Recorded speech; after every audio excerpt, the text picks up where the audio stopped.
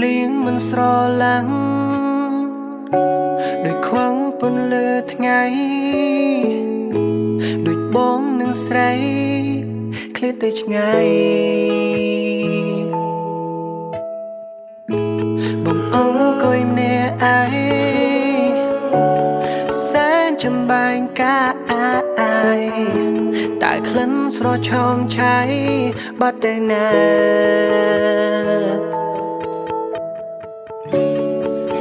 នឹករសំលេងជ្រុំប្រកាយមិនស្ងាត់តែពេលនេះអូនទៅបានស្ងាត់គ្មានអ្នកឆ្លួ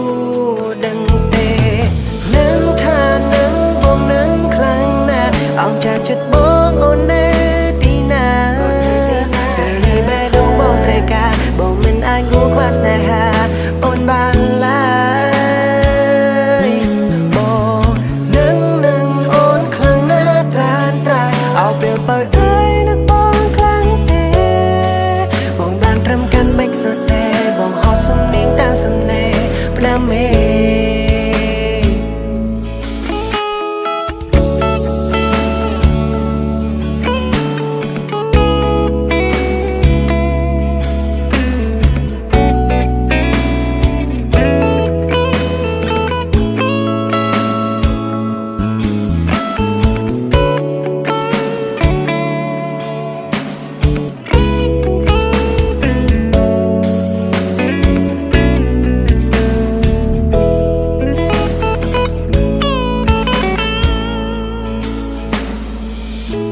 បងអង្គុយម្នាក់ឯង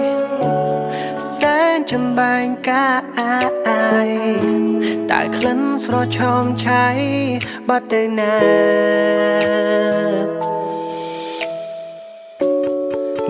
នឹករសំ